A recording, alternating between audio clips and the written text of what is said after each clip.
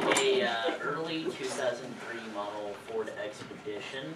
It is a rental vehicle, and that is the vehicle that we will be focusing on in this problem. Now right here, we show the silver SUV is now steering left, and as you may have noticed, these lines right here mean that there's no steering passing zone, which means that it has broken law, essentially. However, in our police report, when we discovered about the accident that happened in 2003, is that the car actually went off the side here because it was speeding and it couldn't pass, and then came around. But we'll get to that later. This is just a version of it. So as you can see, it's passing here, and the SUV has a poor steering ability, and this is this was found in when we were looking information up about the 2003 Ford Expedition, and we found that it had many troubles with some steering ability in the bearing hub, which also bears the weight of the car on the axle. And if that fails, that can be potentially dangerous when the car is steering as well as when it's trying to brake. Okay, so here the Ford decides to speed up to get ahead of the drain vehicle so it can obviously pass it. I think the the recommended speed limit for going past that curve was about 45, when about 82 according to the police report, but we'll go into further detail of that later on in the presentation. Now here we show the car overcorrecting, and it's not the best representation, but what happened is when it was steering left and trying to get back in the lane, it went too far left and had to steer right in order to stay in the lane. And so we have a car that has poor records as far as steering goes, and it's just overcorrected and has above the average, well, the recommended speed limit in this scenario. So this is where it rolls over. It rolls over 3 1/4 times, I believe. I'm not very good at saying fractions, but you get the gist of it. Let's see here, give me a minute. Center of gravity is pretty high, so that makes it more susceptible to rolling over. Rollover resistance got a pretty low score. It's like 2.5 out of 5 stars, so that's not very good. Now the crash or the rollover is still occurring, but right now is just in the middle of it. And the passengers inside of it, there were 5 passengers, including the driver, and one of them was a 4-year-old boy who was flung out of the window or ejected out of the window due to the crash, and he was one out of the 3 who died. The second was a woman who was partially ejected from the vehicle, and the third was just another passenger inside. Okay, so here is where it lands on the driver's side after rolling 3 1/4 time. As Lucas said, 3 people were killed, 2 people survived. And during this time, since the driver was one of the 2 survivors, he could be faced with charges against vehicular manslaughter, possibly speeding, as well as reckless driving. However, he claims that it was the vehicle's fault because it has had a poor safety record in this scenario as far as steering goes and rollover rates. And here we're going to go more in depth and figure out who's to blame here for the accident, the deaths, and so on. Next up is Franklin with the police report.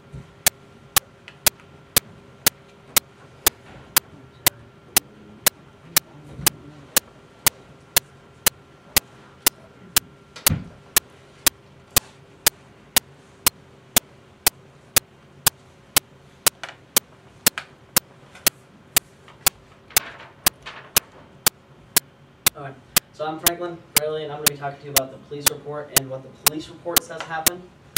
As we've heard, this was a 2003 Ford Expedition. It was less than 1 year old, so it was fairly new. Out of the 5 people in the car, there was 4 passengers, the driver, 3 of the passengers were adults, and then there was the 4-year-old child. 3 of them died, including the 4-year-old child, which during the rollover was not wearing a seatbelt and was ejected out of one of the side windows. And one of the passengers had blunt force trauma to the chest as he was crushed by a door roll caving in during the rollover, and the other passenger was semi-ejected out of the vehicle. There were 2 witnesses. One did not stick around to, I guess you could say stick around to give the police report any information. The one that did stop said that it was going faster than 60, but the speed limit was actually 65. On the curve, it was recommended as 45, so it was technically not speeding. It just did not follow the recommended speed, which would have prevented a spin out and rolling over during the curve by passing right before the curve. And 30 to 45 seconds after this car was passed, it came to the wreck. The crash details was it was a no passing zone like you saw demonstrated.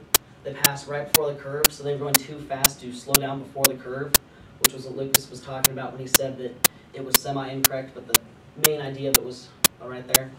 And it did roll 3 1/4 times and ended up on the driver's side after this roll. So, and then there was the 2 cars that were passed. This is the police sketch, and right here you can see where it skid off the road, which will be very important later on. And it came around, this is where we're skidding, it rolled and ended up over here. The pass happened up here, right before the curve. It happened on US Highway 14, around milepost 191, where the speed limit was 65 on May 25th, 1600 or 4 o'clock on Sunday, 2003.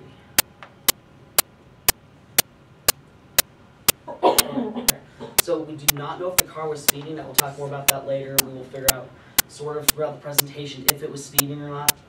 And the police equations did say it was going about 85, 82 to be exact. Next is Abby and Keaton with vehicle maintenance and test result crashes.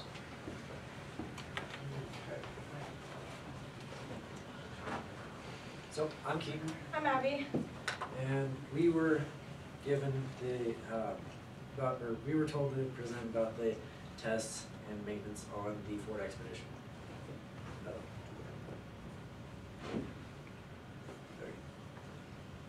Okay, so the Ford Expedition was a rental car, as we've heard, but it was rented out by Enterprise.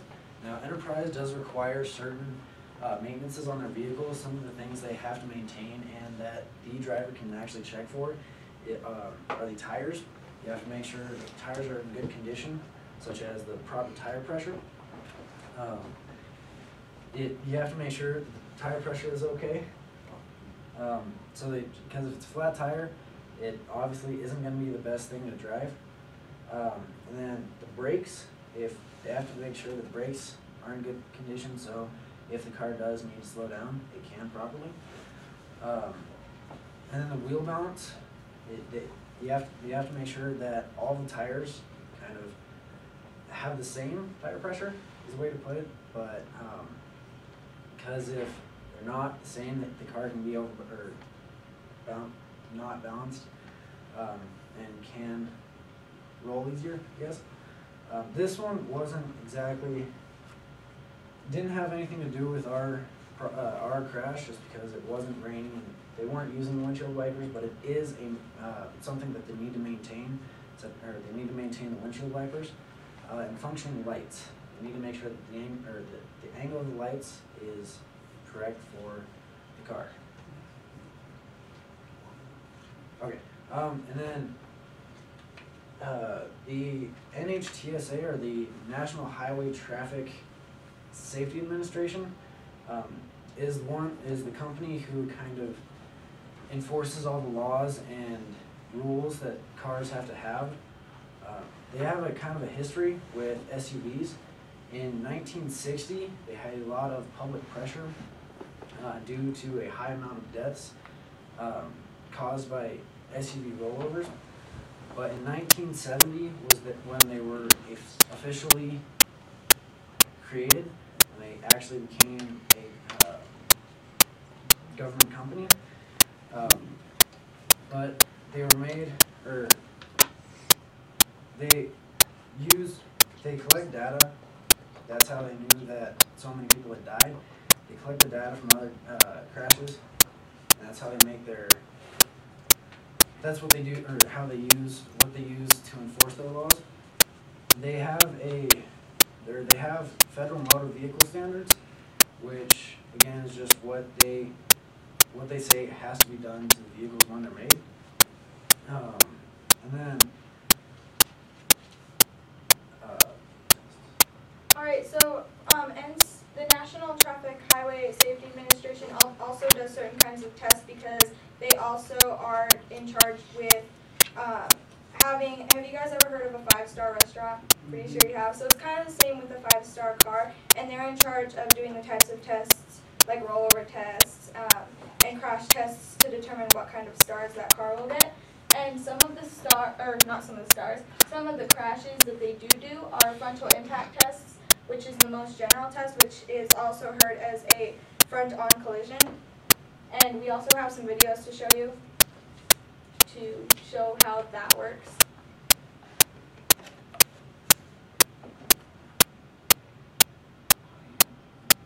So that is the type of test they do for front-on collisions.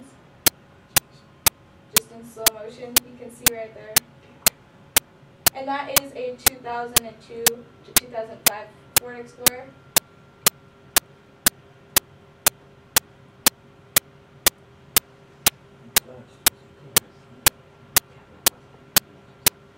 And offset frontal is not specifically a head-on collision. It is kind of like half of the front of the car gets hit.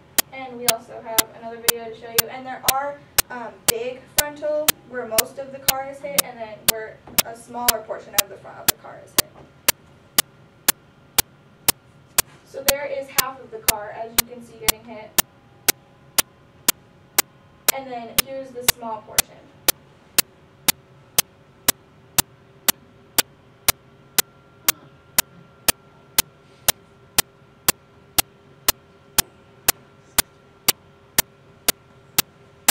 And then they do side impact tests to show where the side of the car is hit and if the driver has any of the airbags working, and to see whether the top of the car is crushed or anything else happens.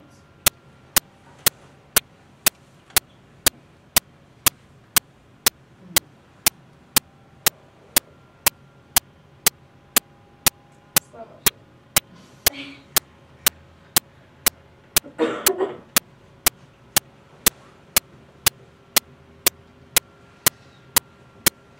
okay, so then they have two more things that they look for. They have rollover tests. That is what happened in our crash. But these tests test the pillars, or they're the things that run in between the body of the car, I guess, to the roof. And the Ford Expedition,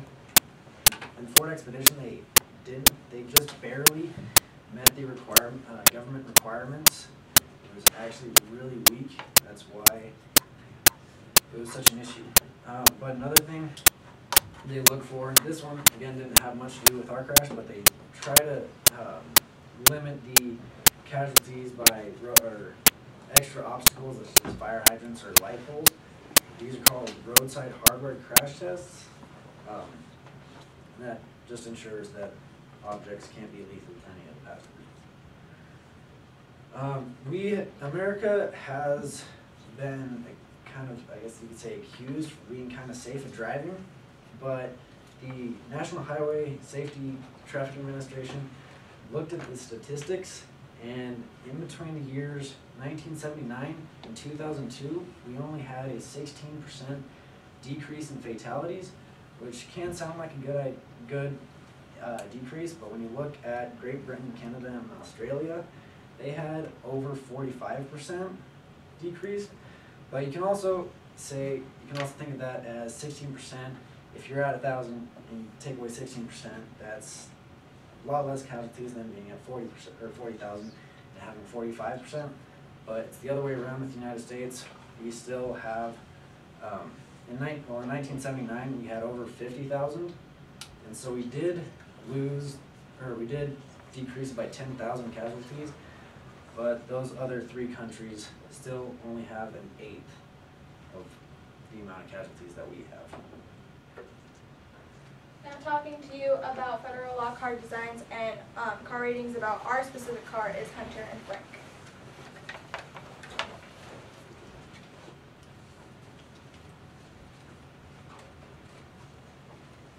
guys all see. So I'm Hunter. And I'm Frank. And we'll be talking to you about the federal law and the standards a car has to meet to be legally sold, our car's design and how it would affect its likeliness to crash, and car ratings, which is the actual stars that our car scored on the safety rating test. The actual standard for a car to be legally sold, which this is in the rollover test, but it's the roof crush ratings, which a car has to support 1.5 times its weight, and our car only supported 1.75 times its weight, which, like Keaton said, is barely meeting government standards. And then, as they talked about, the government uses the star system, which is 1 through 5 stars, and 5 being the best rating.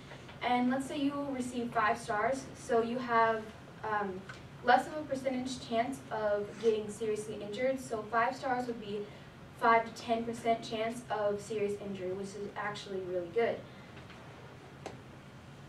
Okay, as you may or may not know, higher ground clearance is how far the car is off the ground. But did you also know it raises up the center of gravity? The height of the car also contributes to the roll factor. On our vehicle, the ground clearance is 8.9 inches. Therefore, it would push the gravity up farther than the car's height. Since our car's center of gravity is higher, the height is 77.6 inches. That's about 6 feet and 5 inches.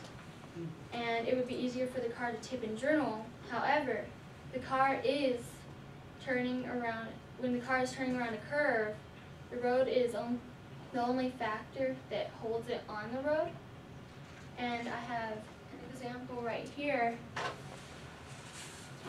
I don't know if you all can see, but this is the Ford, and this is a smaller car.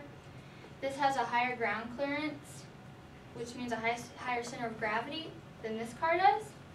And so when a car is turning around a curve, we'll see which one tips first. Off the side. And the weight adds to the overall mass, which will transition towards the center of gravity, making it easier to roll and to keep rolling. Okay, so the actual stars or ratings that our car received on the safety test, we had to look at different generations of the car because Ford actually skipped out on certain tests during certain years. So first generation being 2002 to 2000 to 2002, and second generation being 2003 to 2006, and then third generation being 2006 to now. From 2000 to now, the Expedition has always received 5 stars on the front and driver impact test, which is as Keaton and Abby talked about, which are the certain kinds of tests. And the side rear test was actually, it wasn't tested on the Ford cars until 2008, but when they did test it, they received 5 stars. And then the rollover test, which is the test we actually mostly focused on, was it was only tested on the first and third generation. And on the first generation, it received 2 stars, and on the third generation, it received 4 stars. So now here's Jake talking about Ford's negligence.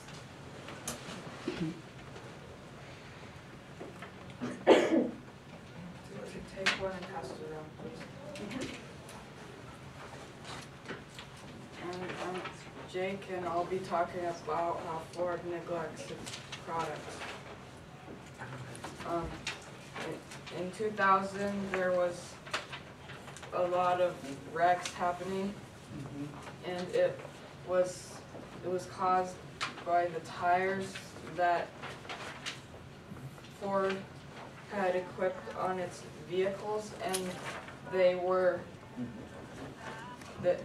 not sufficient because the tires were flat, because the recommended PSI, the pressure per square inch, was very low at 26, and the treads which help the tire grip the road, were too far apart to provide adequate traction, and on there's been many reported ones where Ford has ignored the advice of its own safety advisors, and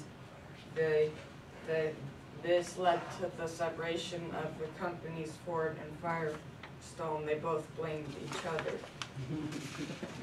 And other examples are roof support. On a 2005 Ford Explorer, they claimed it could withstand 3 times the weight of what the vehicle weighed, but in reality, after a man's wife died, he pursued them and won a $10.8 million lawsuit, and he found out that they lied, and it only supported 1.51, and as Hannah mentioned earlier, that is pretty much making as legally unsafe as possible. And roll cages on many of their vehicles, when they sold them, they were sold separate for almost $500, but they didn't tell the consumer about that, even though it was standard on the European models. They didn't tell the Americans about it, and that's what made the roof support higher than what it really was. And they had pillars are in roofs to help support it, and later examination found that they were hollow, and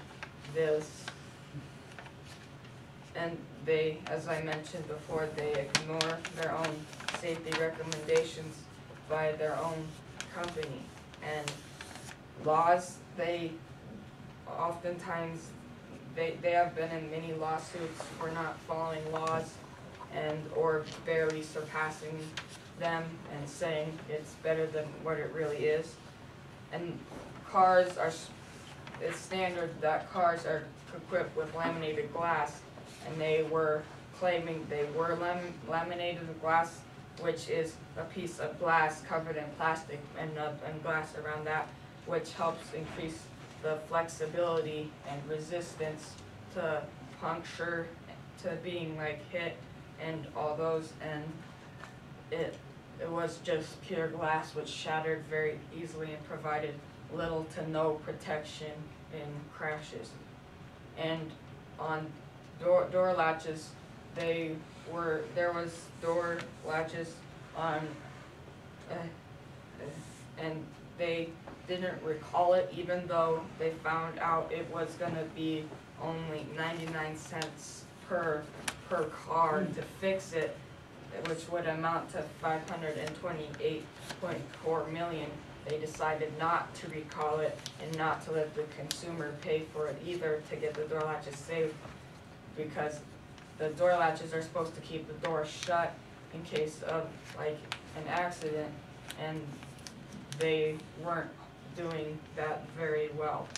And on their doors, they didn't hold up very well, and they didn't hold up very well, and they were punctured very easily. And now it is Kat and Abby to talk to you about the physics of all of this.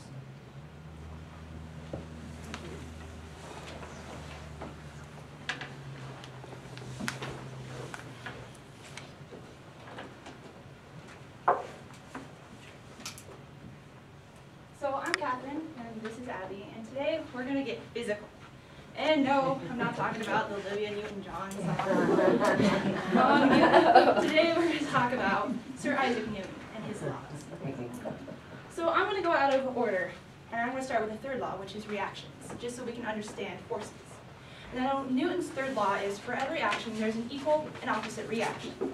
So if I were to put this book on this table, we have about 9.8 meters per second of force acting down upon it.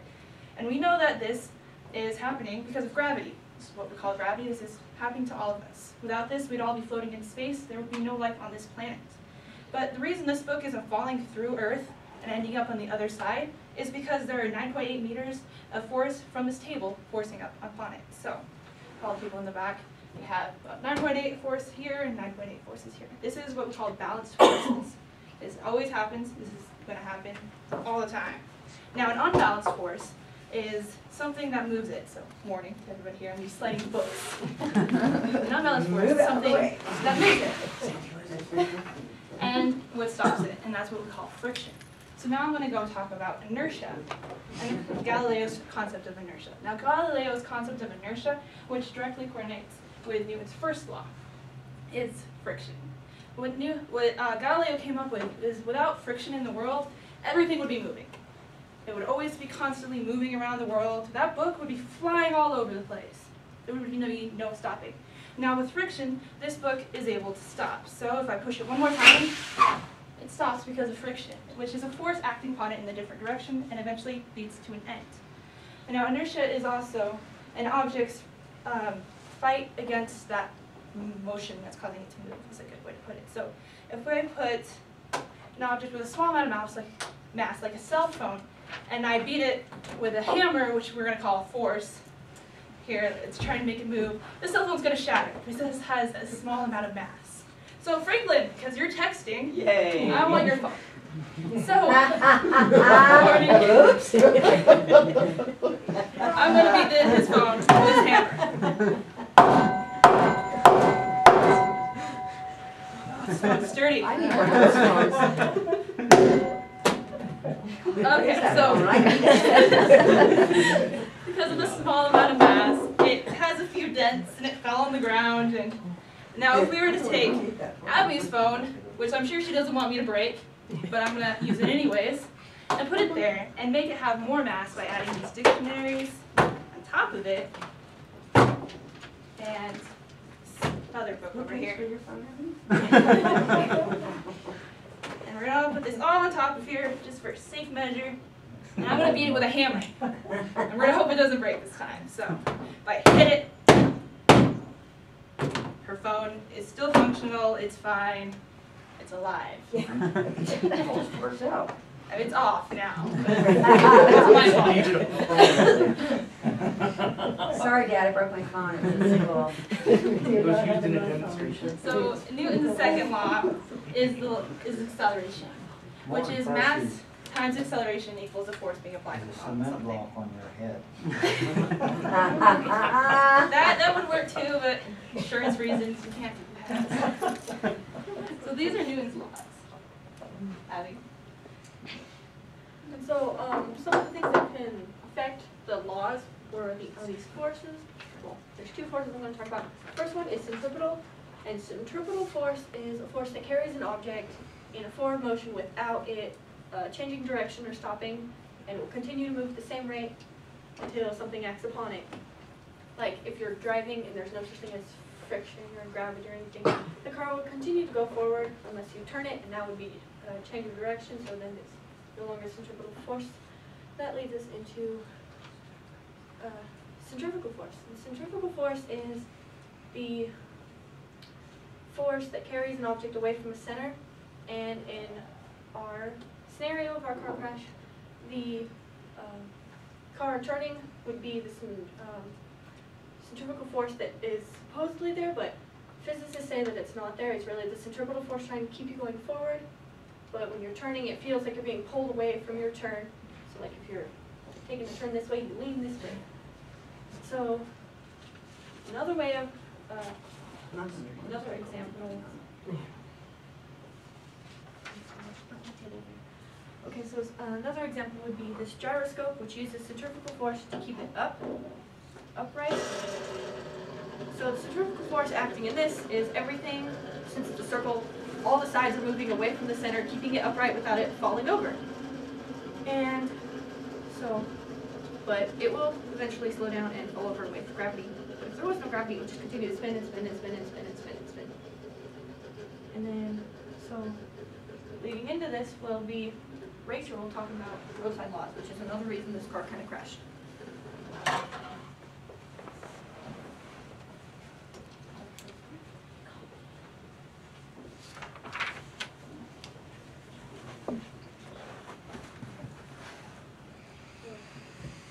So I'm going to talk about warning signs and speed signs.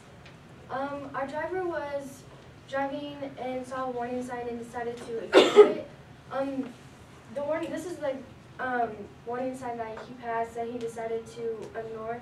Now there isn't any consequences due to ignoring it. It's just a suggestion, which means like if you ignore it and you don't pay attention to it, there's not going to be any law requirements or anything. As you can see, it's yellow and black.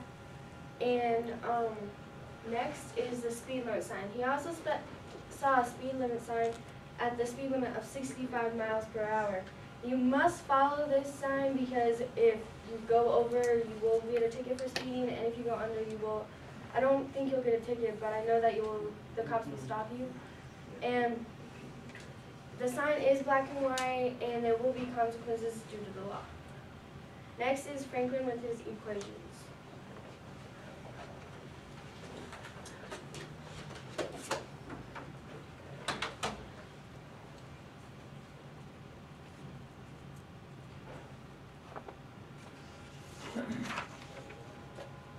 Alright. So,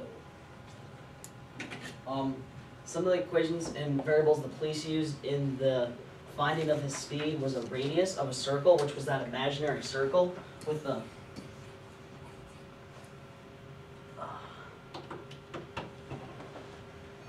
okay. So with the imaginary circle when he skidded, if you continued this circle, you could find the radius of this circle, and you would also need to find the chord of where the front tires of this vehicle went and measure that inside of the circle along with the middle ordinate coming from here to the radius, or to the coordinate. So, and there were two of these circles, but I'm not quite sure which they used. They probably could have used both, but they would have used whichever one made more sense. The one they probably should have used was the one that did go off of the gravel, and they should have tweaked it a little bit because it went off the gravel. It went onto the gravel off the road. It ended up changing the drag factor, which is what F stands for, which is how much friction is provided by the surface. So if it's sliding on loose gravel, it's going to have a different amount of friction pushing on it than if it was sliding on pavement, which would have changed this drastically. So the equation they used was to find the radius at first, so they needed to know the chord, the drag factor, which a police officer on the scene would take his car and drive 30 about in the same area where the wreck happened, and then hit his brakes and do this complex equation that I could not figure out. Mainly because of the fact that this car did go off the road, so the equation that they normally use would have been inaccurate for our particular crash because the fact it went off the road. So what you're going to want to do is you want to take and solve this, and then your radius, and for starters,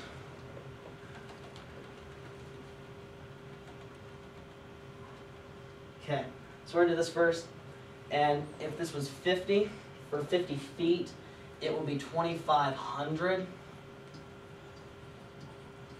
and then 8 times the middle ordinate, which was 0.5 feet or 6, but if you use 0.5 it comes out a little bit nicer, which becomes a 4. In this case, that becomes 625 plus 0.5 divided by 2. Oh. Okay, equals 2. 0.25. When you add these together, you get 625 and 1/4. It's a little bit more complex here. Alright. So now you need to go on to your second equation, which is to find your speed now that you know your radius. The 8 in that previous equation was just it was a I forgot what that word was, but it was a constant, and it's where somebody found a number that always worked every time. Same with this 3.86. It's just a random number that was found that was a constant, works every time. You want to want to solve this first. So if you're 600 times 0.73 equals 400 156.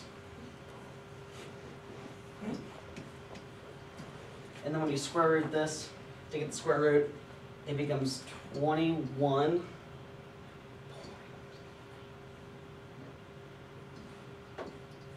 Alright, so now that you know this number, you're gonna take and times it by, multiply by 3.86, and you end up with him going at 42.5 miles an hour, which is remarkably over the normal speed limit and well over the recommended speed limit for this curve. But because the drag factor, we do have doubts about this. And if you change your drag factor by 0.1, you will actually come up with another number here. So, it's 2,500 divided by your 4, and you get the same 625, because the divided by 4. I'll show you this here, which is your 625 plus your. Because we're all going to agree that this equation does not change, because that would be that 0.5. So your radius will stay the same because they're going to be using the same circle. But if you changed your drag factor, you would have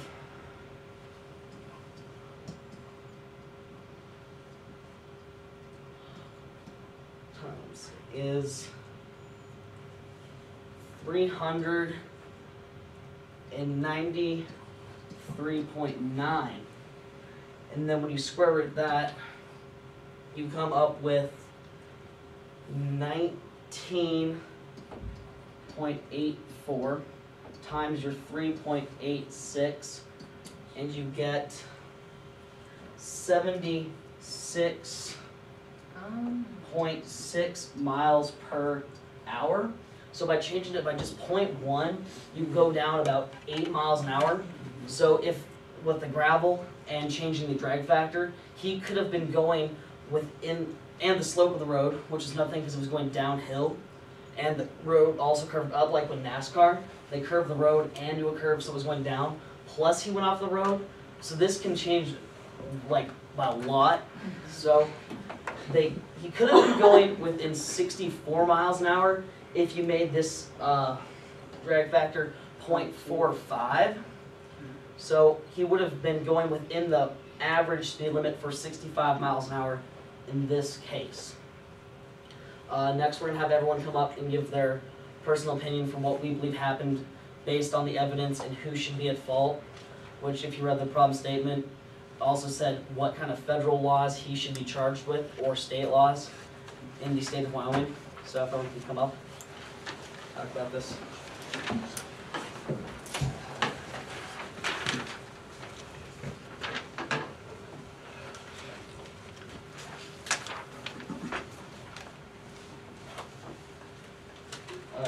So, does anyone want to start? Yeah. I guess I'll start. I personally believe that it would have been about 90% on the driver, because the recommended speed for the curve was 45 miles an hour, and he did pass in the no passing zone, which is really illegal, and it's illegal for a reason. It keeps you safe.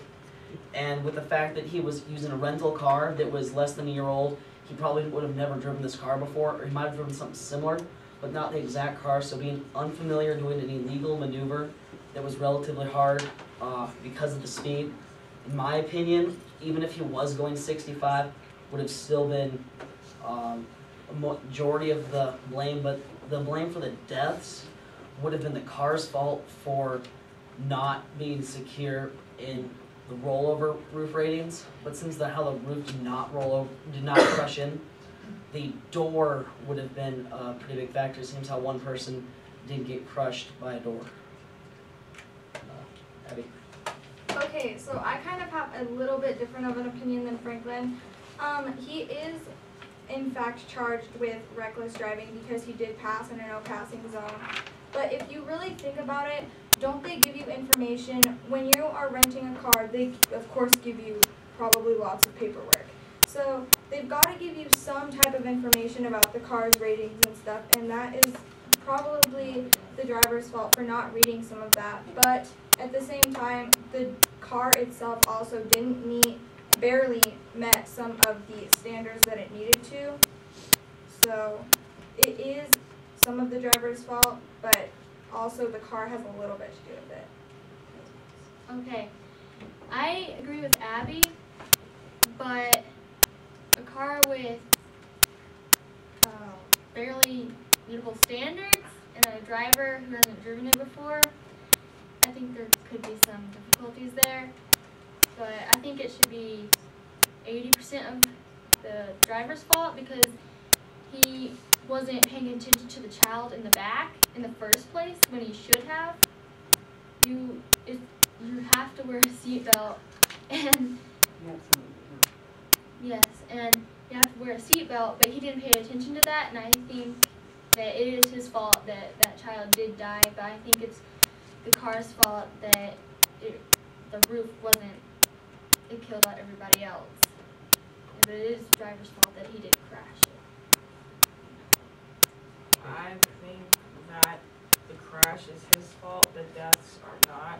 I think he should be charged with reckless driving and vehicular manslaughter.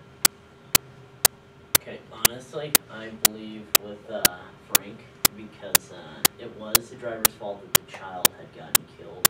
It was the driver's responsibility to have that child, fastened into the seat. Therefore, I do believe that most of it is the driver's fault, but I also do believe that it's the vehicle's fault because it got such a poor rating with rollover resistance. And as Jake said, that the supports were hollow inside, so it is mainly the driver, but it is also partially the manufacturer. And I also have to agree with that because it was the driver's fault for his careless acts and his reckless driving in this scenario. However, it is also the car's fault for not being fully prepared for such a scenario that could kill someone. So though the driver is charged with vehicular manslaughter and reckless driving, it is mainly the car's fault for allowing those 3 people to die.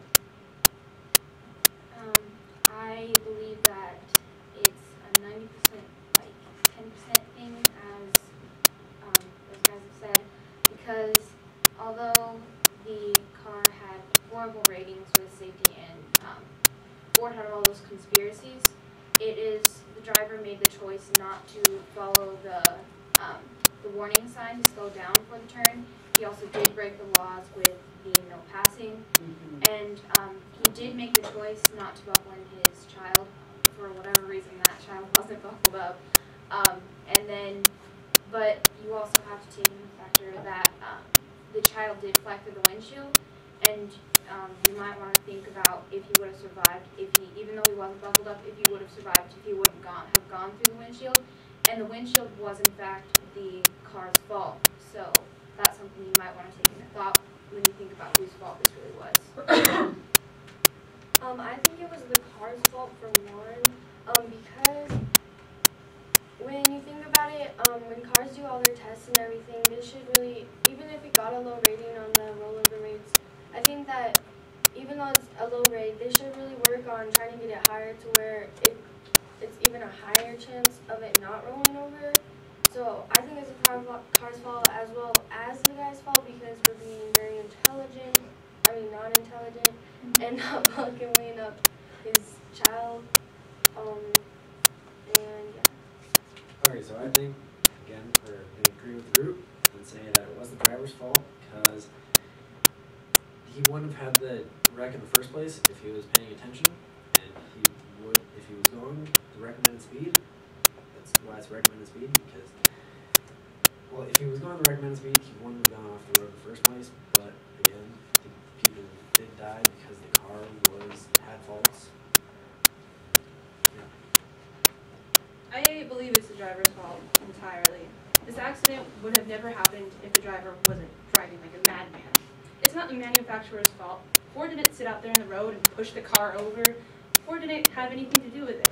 Sure, the car is not exactly the safest thing in the world, but neither are any cars. You can put so many things in every vehicle to try to prevent deaths, and deaths will still happen inevitably because of the driver behind the wheel. So that is my belief in this entire thing. If the driver wasn't stupid, then nobody would have died. I agree with Catherine because it is the driver's fault. He broke the law and passed in no passing zone, and there are no passing zones for a reason because you could crash in no passing zone. And also, I think that the driver was speeding, which also caused him to roll over since SUVs are top heavy. And I think he had to have been speeding because he was in a banked roadway and it was downhill.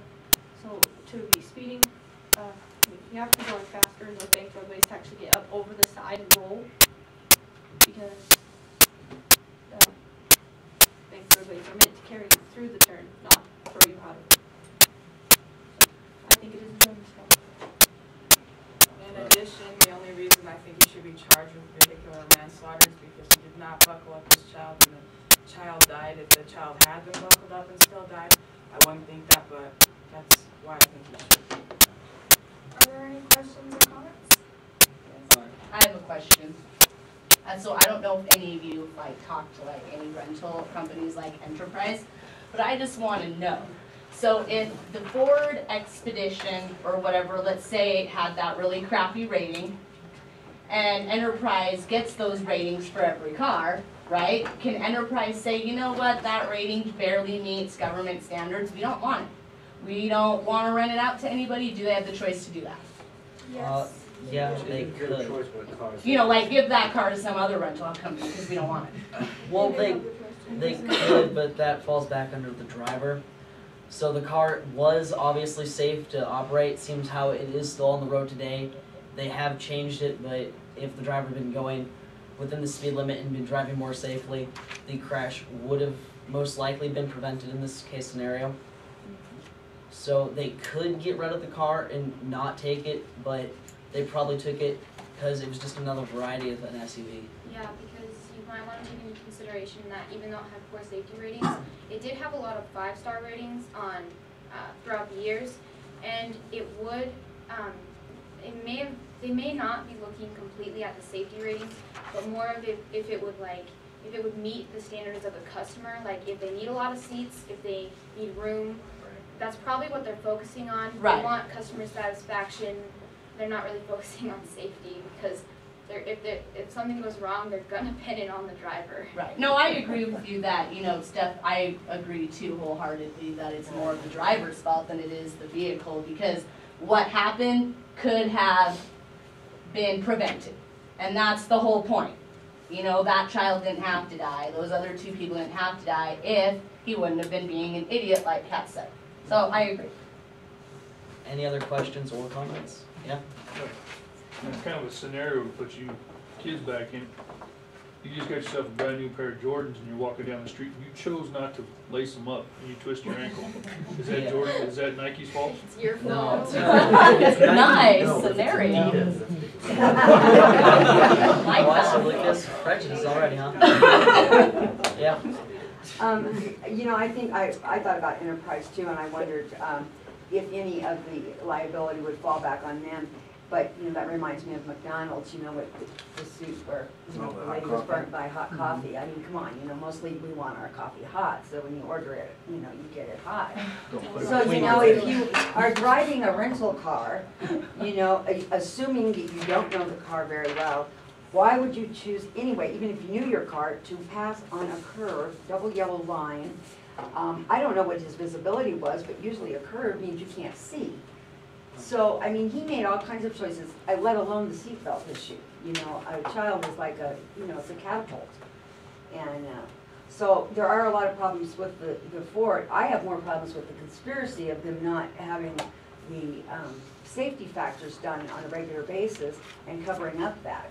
That's what, that's the problem with Ford I see, and I think that's where they should be liable. Then that's where the changes need to be made for that car. But the issue of that driver, he just needs to not drive. The issue of the driving, you're correct. And as far as the Ford Expedition goes, is though they barely made past the government standards, is their it is within their power and their ability to improve those when crashes like this appear. Well, sort of like the, not making the recall, or, you know. When this happens, it's similar to how you might get a test on a grade. If you get a C, then, you know, that's good, but you're barely making it. But if you want an A, in this case, if you were buying a car, you would want a car with good safety standards. So you know if that does happen, whether it's your fault or not, you can still rely on the car. Yes, if you're buying it.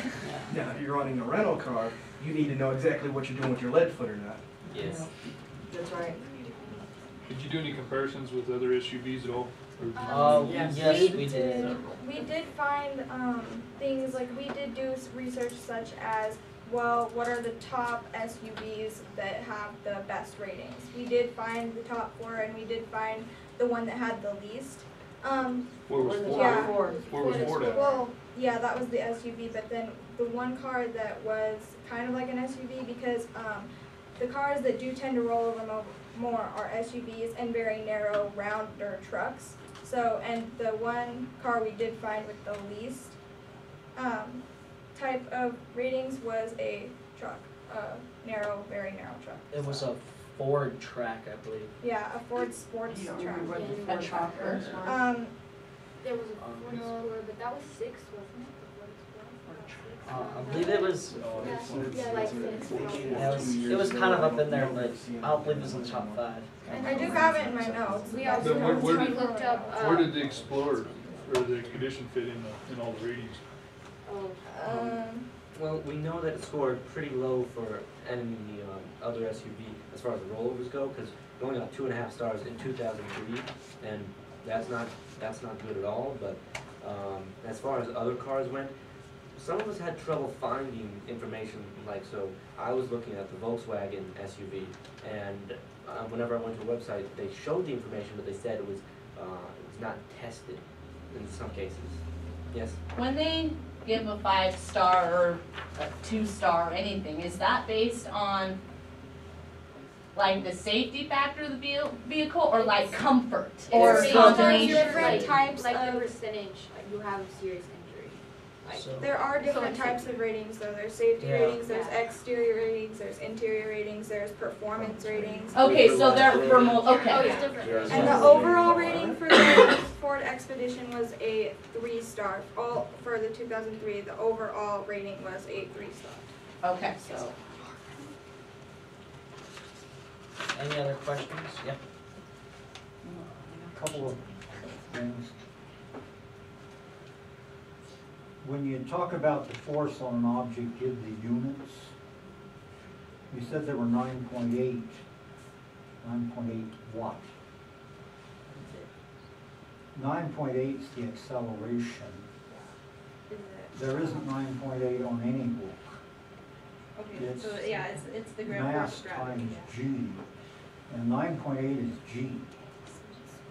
Acceleration of gravity in meters per second squared. So it's whatever times 9.8 newtons. Yes, my bad. Another thing, where did you get your definition of centrifugal force? We had a packet that, I don't remember who found it, but we had a packet that we got off the internet of, I believe it was a teacher in a elementary school that wrote something up. It might have been a junior high, I'm not sure. But he had a whole definition and pictures of things. And he's where we got a lot of our numbers and what the meanings were for. I don't know if we really used that a whole lot because we had a guest speaker come in that gave us the equations, which kind of replaced a lot of it. So Centrifugal force is mv squared over r.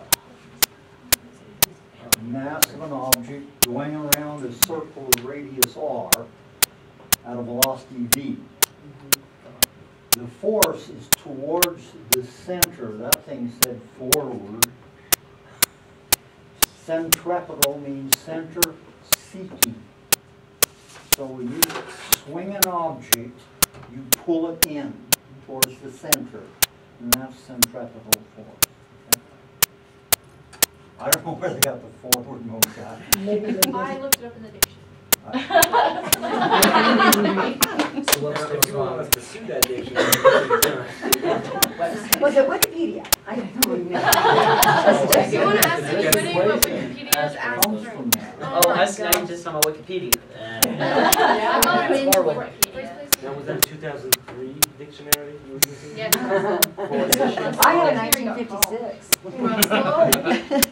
Lucas, I have a question for you. If you can bring your drawing back up, can you Nice. talk a little bit about the drawing that you made and what might be accurate about it and what might be inaccurate? Did you hear Russell? It's like Yeah, sit I'm back trying to down bring or it something. up. Break that, how do we get out of it? I just do this.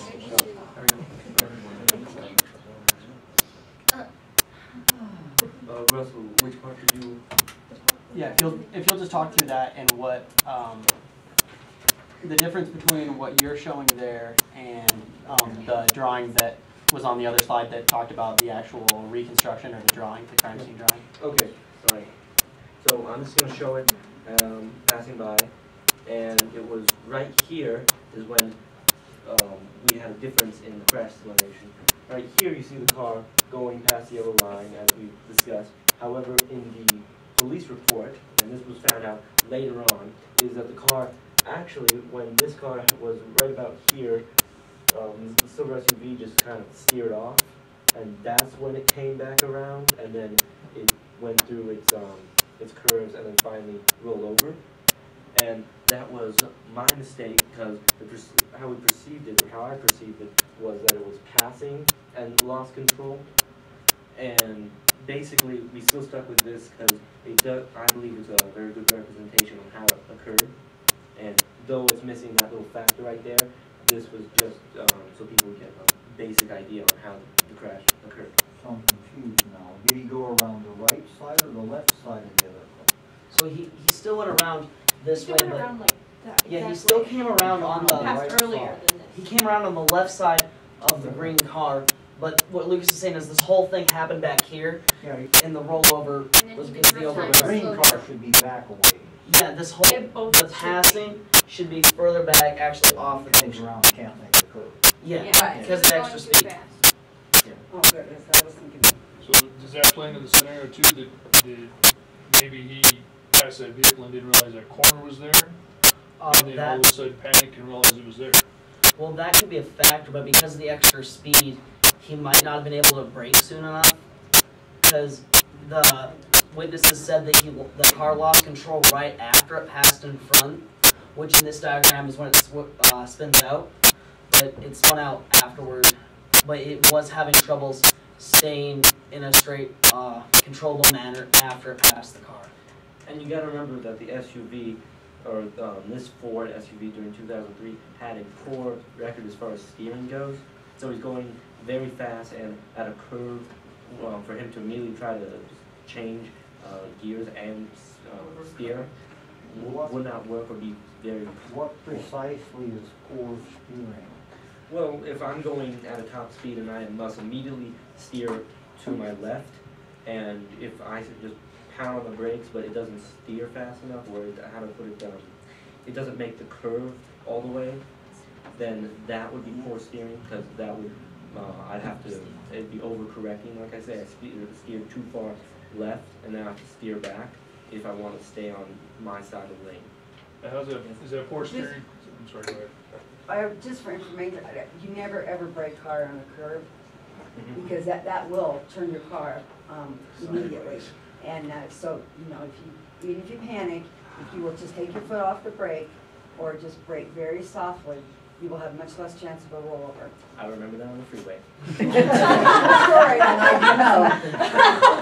Yes. How many people You're were in welcome. the witness or the other car? Hmm? What is the makeup of the people in the other car? Oh, in the green car? Oh, the green car, we didn't have a lot of information on the green car, like what it was, but as far as witnesses go, they were the ones, or the person in the car was the one who made the 911 call, and the officers came and everything came out. However, the green car was not, did not influence the wreck, and because of that, Well, it was just kind of a witness. that's my question. If the green car was being passed, and the car that eventually has the accident wanted to slow down, if the other car that he had passed was right on his tail, then he could not slow down as fast as he'd want for fear of the other car hitting him. Did anyone talk about that? I could talk about that real quick.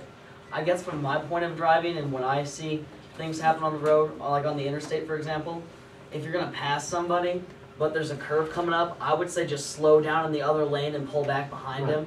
Yeah, But that's reasonable.